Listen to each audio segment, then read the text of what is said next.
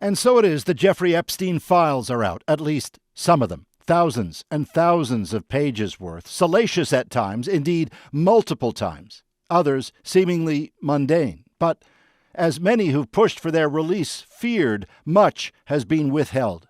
Nominally to protect the identities of Epstein survivors or ongoing investigations, but much has also been left out for all to see, though almost all of it without context. This ad for a Florida strip club, a massage table, a brochure for a rape crisis center. Then there's this, on multiple pages labeled masseuses, fully 254 names blacked out. All of it now from the U.S. Justice Department and their investigative files on Epstein, the wealthy, convicted sex offender and accused sex trafficker who was found dead in a New York jail cell in 2019 awaiting trial.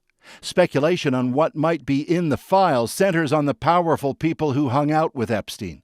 Former U.S. President Bill Clinton is found multiple times, here in a hot tub, here with Epstein, here with a woman whose face was redacted, here with the late singer Michael Jackson and Diana Ross.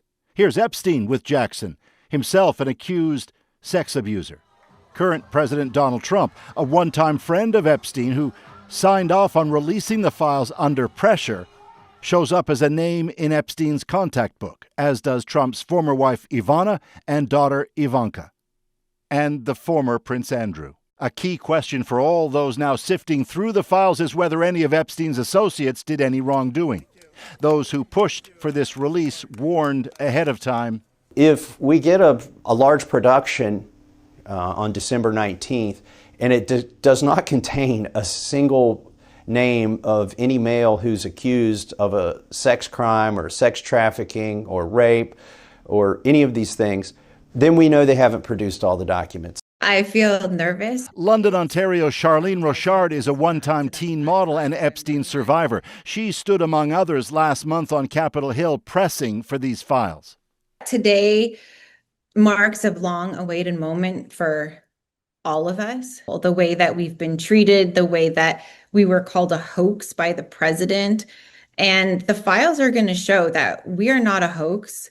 Rochard, like so many others, is now going through the files, looking for names, flight records, anything to publicly identify further abusers, Erica.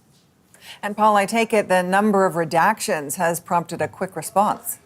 Indeed, as has the fact not all the documents are in the release, as the law, passed overwhelmingly by Democrats and Republicans, had ordered. Some have also noted there's plenty of Bill Clinton, but little of Donald Trump, despite Trump's history with Epstein. Trump's Department of Justice says more files will follow. Thanks for this, Paul Hunter in Washington.